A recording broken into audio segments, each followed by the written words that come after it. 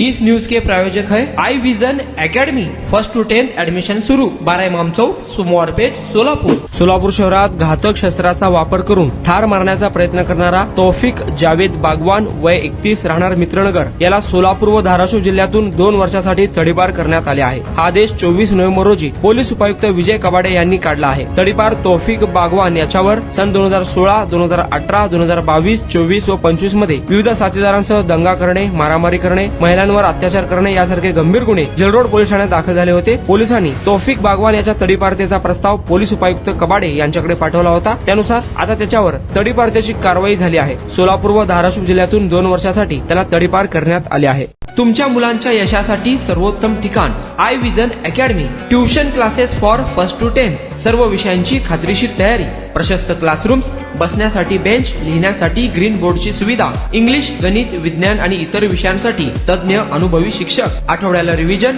महिन्यातून टेस्ट। फक्त 500 रुपयामध्ये सर्व विषयांचे ट्युशन सुरू। प्रत्येक विद्यार्थ्यांकडे वैयक्तिक लक्ष।